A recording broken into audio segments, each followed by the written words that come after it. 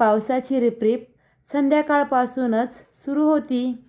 आभाळ काळ्याकुट्ट ढगांनी भरून आलं होतं.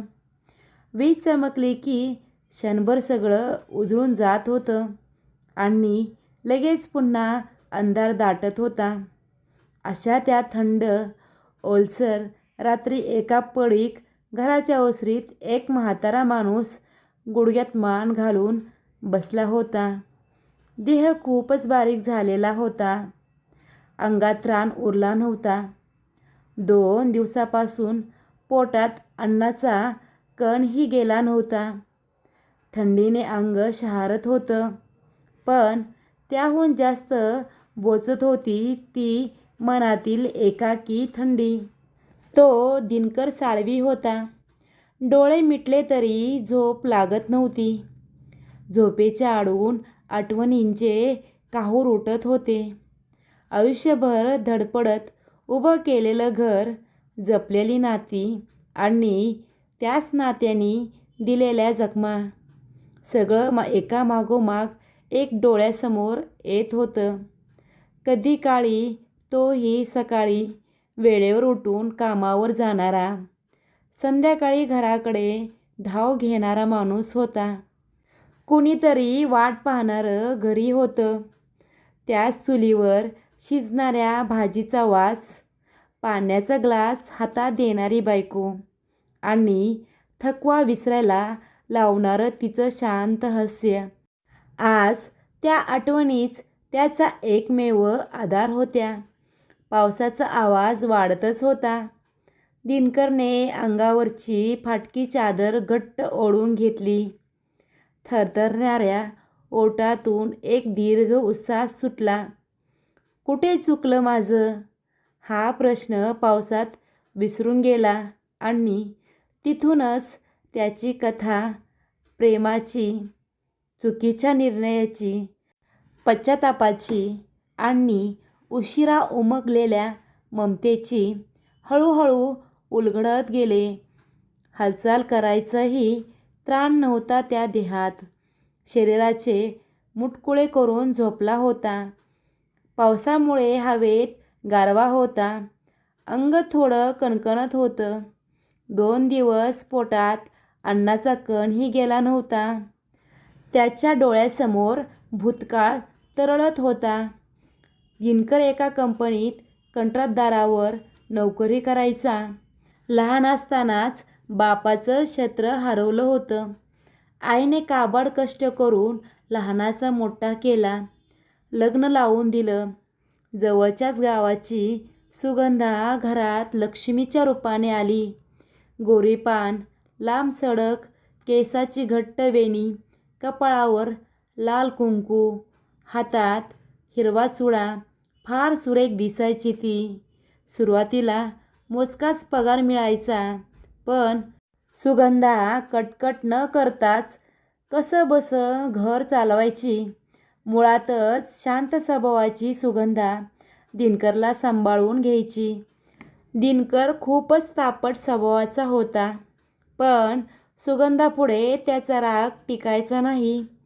कधी कधी भांडण व्हायचं, पण शब्दाला शब्द वाढू नये म्हणून सुगंधा नमतं घ्यायची. तिच्या आईने सुगंधाचं लग्न जमल्यावर तसं शिकवलेलं तिला. सुगंधे, हे बघ पोरी, आपली बाईची जात हाय. नवरा काय बी बोलू दे, आपण गप्प ऐकून घ्यायचं. नवरा म्हणजे देव असतो या. आणि आता तेच तुझं घर हाय बघ. तिथं नवरा जसं म्हणल तसं राहायचं. सुगंधा आणि दिनकरचा संसार आयुष्यातले संकटरूपी अडथळे पार करत होता. लग्नाला 10 महिने होत आले. एका संध्याकाळी दिनकर कामावरून घरी आला. त्याने सुगंधाला हाक मारली. सुगंधे, अगं पाणी आण. सुगंधा पाणी घेऊन आली, पण आज ती नेहमीपेक्षा जास्त लाजत होती. तेवढ्यात दिनकरची म्हातारी आत आली. मग सुगंधा खांद्यावरचा पदर सावरत स्वयंपाकघरात गेली. अरे दिन्या, सूनबाईकडं गोड बातमी हाय बघ. आज तुझा बा असता तर लय खुश झाला असता. म्हातारी म्हणाली, गोड बातमी आहे. हे ऐकून दिनकर खुश झाला. सुगंधा दाराआडून दिनकरचा आनंद बघत होती. सुगंधा आत गेल्यावर म्हातारी हातावर तंबाखू मळत मळत म्हणाली, दिन्या, सुगंधीला डॉक्टरकडे घेऊन जा बघ. डॉक्टर काय म्हणतोय ते, मला घराण्याला पहिला वारस हवाय. म्या बी देवाला नवस बोलते. सुगंधाच्या पोटी पोरगं जन्माला येऊ दे. ती पोरगीच परक्याचं धन असते. तिला मोठं करायचं, 4 बुकं शिकवायची. तिचं लग्न होतंय न होतंय तोवर डोक्यावरची टांगती तलवारच, नको ती बॅद. दिनकरला पण म्हातारीचं बोलणं पटलं. तो उठला, हातपाय धुतले आणि जेवायला बसला. आज सुगंधाच्या चेहऱ्यावर वेगळेच तेज होते. ती खूपच खुश होती. जेवण आटपली. सगळी कामे आवरून सुगंधा खोलीत आली. तिने बोलायला सुरुवात केली. अहो, मला पहिली मुलगीच हवी, बाहुलीसारखी. तिचं नाव काय ठेवायचं? ममता नाव ठेवूया. सुगंधाचं बोलणं होतंय न होतंय तोच दिनकर तिच्यावर रागवला. झोप गप आता. दिवसभर थकून येतोय घरी. आल्यावर शांत झोपावं तर कटकट चालूच. आत्ता मात्र सुगंधा हिरमुसली, पण काहीच न बोलता ती झोपली. पण दिनकरला झोप लागत नव्हती. एकीकडे म्हातारीचं बोलणं आठवत होतं, तर दुसरीकडे सुगंधाचं स्वप्न. तो विचार करत होता. काही वेळाने मनाशी काहीतरी पक्क करून तो झोपी गेला. दुसऱ्या दिवशी दिनकर कामावर जायला निघाला. त्याने सुगंधाला सांगितलं, संध्याकाळी तयार राहा. आपल्याला डॉक्टरकडे जायचं आहे. संध्याकाळी डॉक्टरकडे जायला सुगंधा आणि दिनकर निघाले. डॉक्टरांनी चेकअप केलं. सगळं नॉर्मल होतं. दिनकरने सुगंधाला बाहेर थांबायला सांगितलं आणि 5 ते 10 मिनटं डॉक्टरांसोबत चर्चा करत होता. मग दोघेही घरी आले. 15 दिवस सगळं सुरळीत चालू होतं. मग अचानक एक दिवस दिनकरने सांगितलं, सुगंधा, उद्या डॉक्टरकडे जाऊया. सुगंधा म्हणाली, 15 दिवस झाले जाऊन आपल्याला. आत्ता परत कशाला जायचंय? दिनकर म्हणाला, तुझ्या पोटातलं पोर पाडायला. सुगंधा म्हणाली, काय बोलताय तुम्ही? तुमच्या जिभेला काही हाड? देवाच्या कृपेने आपल्या पदरात मूल येतंय आणि तुम्ही हे काय अभद्र बोलताय? दिनकर म्हणाला, जे सांगतोय ते निमूटपणे ऐक. सुगंधा म्हणाली, काय ऐकू? आजपर्यंत सगळंच गप्प ऐकत आले. एका शब्दाने काहीही बोलली नाही, पण आता गप्प राहणार नाही. दिनकर म्हणाला, आईला आणि मला घराला वारस पाहिजे आणि तुझ्या पोटात मुलगी आहे. सुगंधा म्हणाली, माझं नशीबच फुटकं म्हणून तुमच्यासारख्या राक्षसी घरात पडले. काहीच वाटत नाही तुम्हाला त्या निष्पाप बाळाला मारताना? सुगंधाचा आवाज वाढला होता. ते ऐकून म्हातारी आत आली. आजपर्यंत कधी उलटं न बोलणारी सुगंधा आवाज चढून बोलू लागली. हे बघून दिनकरचा पारा चढला. रागात त्याने सुगंधाच्या कानशिलीत लगावली. म्हातारी म्हणाली, लय जीभ चालवायला लागले ग तुझी. दिन्या, जे सांगते तेच करायचं आणि जमत नसलं तर चालती हो इथून. जा तुझ्या बापाकडं आणि ते बी नसलं जमत तर जाऊन जीव दे. सुगंधा मान खाली घालून मुसमुसत होती. काय करणार होती ती बिचारी? माहेरची परिस्थिती हालाकीची होती. कमी शिक्षण, कुठे जाणार होती बिचारी? तिला कळून चुकलं होतं. आता तिच्या हातात काहीच नव्हतं. बिचारी आत जाऊन रडत बसली.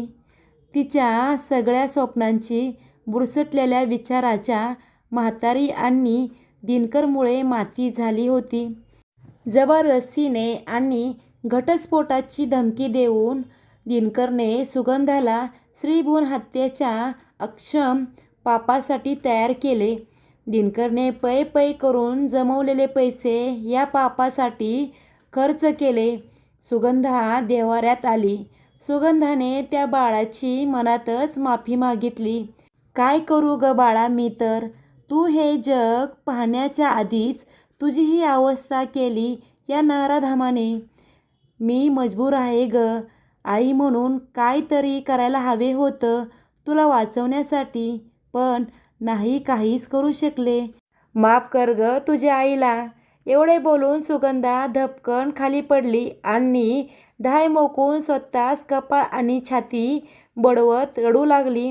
दिनकरने तिला थांबवण्याचा प्रयत्न करू लागला, पण तिने दिनकरला ढकलून दिलं.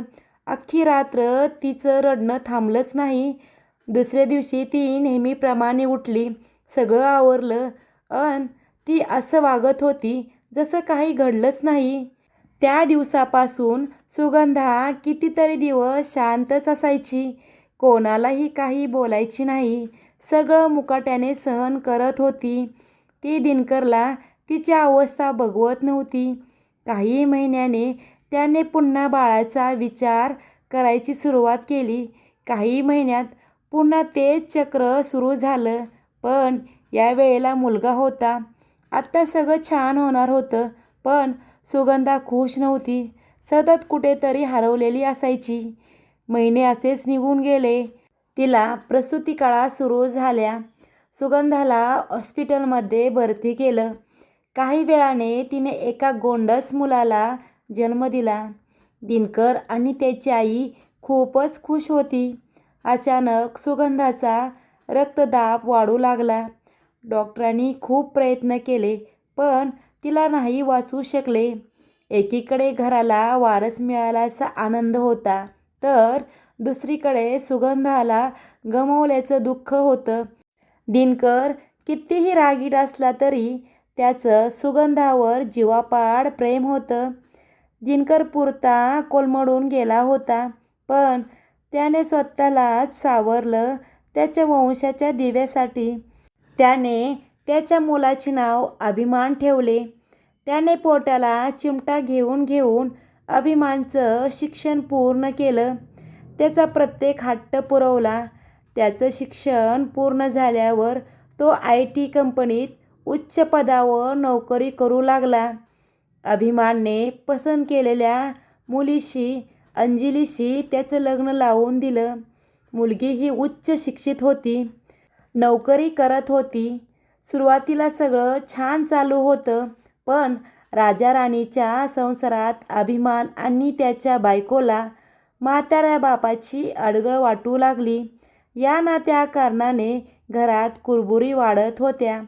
अभिमान आत्ता सारासर बुद्धीने विचार करणं सोडून बायकोच्या तालावर नाचत होता. दिनकरला आठवलं एकदा क्षुल्लक कारणावरून अभिमानने त्याच्यावर हात उगारला होता.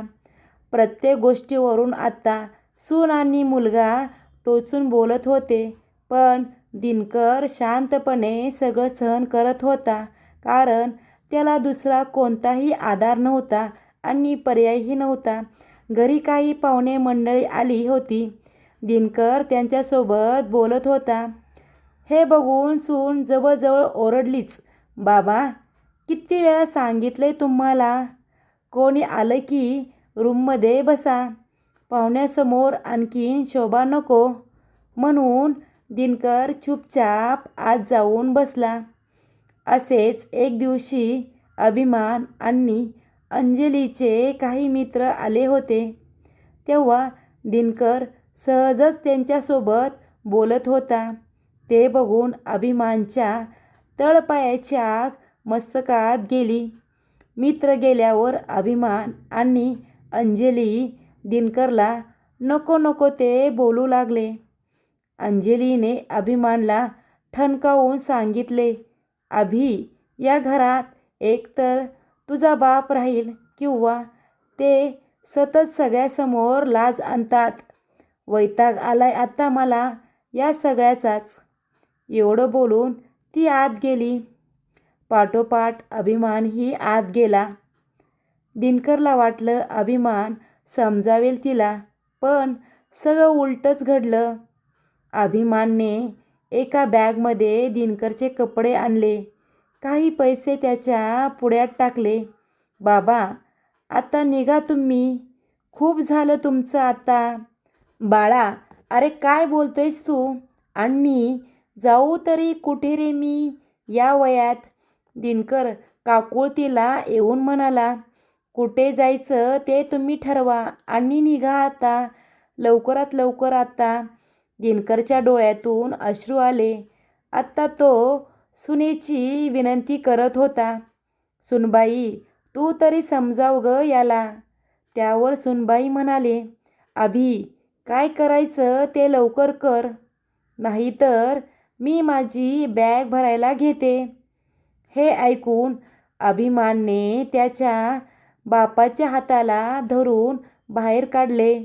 दिनकरने मुलाचे पाय धरून विनंती केली, पण त्याचा अभिमानवर काहीच परिणाम झाला नाही. दिनकर समजून गेला, आत्ता इथे थांबण्यात काहीही अर्थ नाही. मुलाशिवाय दुसरा आधारही नव्हता. पण दिनकरचा स्वाभिमान त्याला तिथे थांबू देत नव्हता. दिनकर तिथून बाहेर पडला. आयुष्यभर कष्टाचं काम करून त्याचा देह थकला होता. कुठे काम करून पोट भरायची हिंमत नव्हती. भीक मागून खाणंही जमणार नव्हतं. उभ्या आयुष्यात कोणाकडेही हात पसरावयाची वेळ आली नव्हती. पण तीच वेळ आज त्याच्या मुलाने त्याच्यावर आणली. असेच दिवस सरत होते. जवळचे पैसेही संपले. अंगात त्राण नव्हता. 2 दिवसापासून एका पडीक घराचा आसरा होता फक्त. तो शून्यात नजर लावून भूतकाळात गुंग झालेला असतानाच त्याला कोणाची तरी चाहूल लागली. आजोबा, एका लहान मुलीचा आवाज त्याच्या कानावर आला. त्याने हळूच मान वळून पाहिलं. एक लहान मुलगी त्याच्याजवळ येत होती.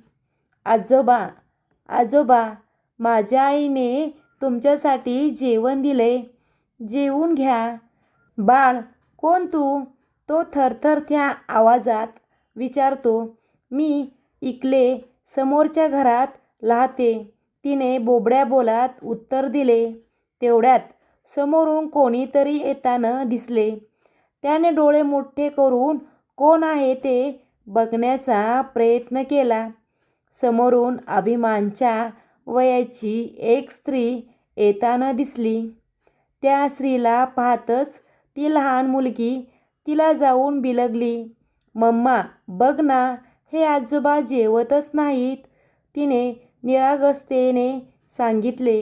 बाबा, कोण आहात तुम्ही? घर कुठे आहे तुमचं? त्या स्त्रीने विचारलं. घर नाही मला. एकुलता एक मुलगा होता. मुलाने घराबाहेर काढलं.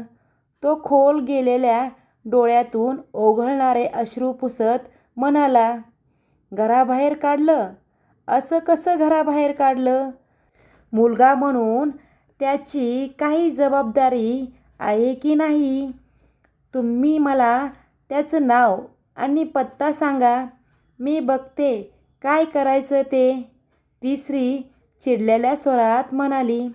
जाऊ दे ग पोरी, माझ्याच कर्माची फळं आहेत, नशिबाचे भोग, दुसरं काय.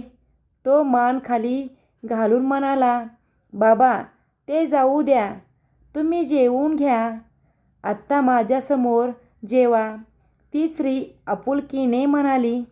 तू कशाला त्रास घेतेस पोरी? देव तुझं भलं करो. तुझं नाव काय?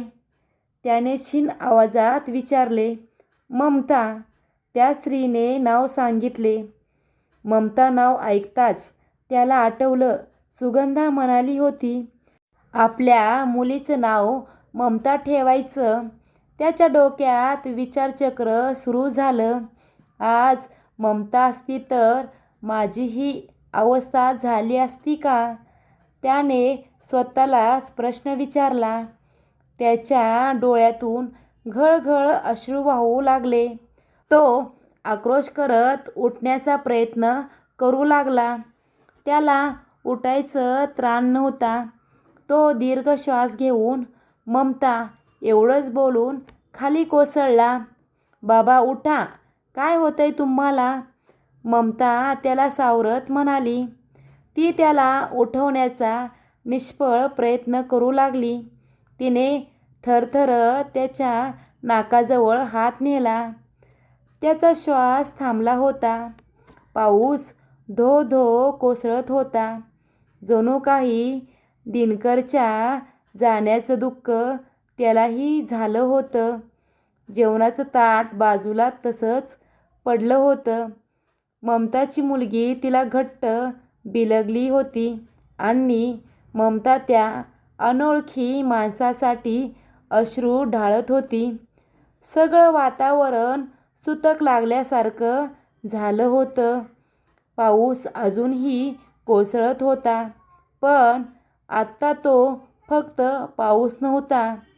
तो जणू आकाशाचा हंबरडा होता. ममता काही क्षण स्तब्ध उभी राहिली.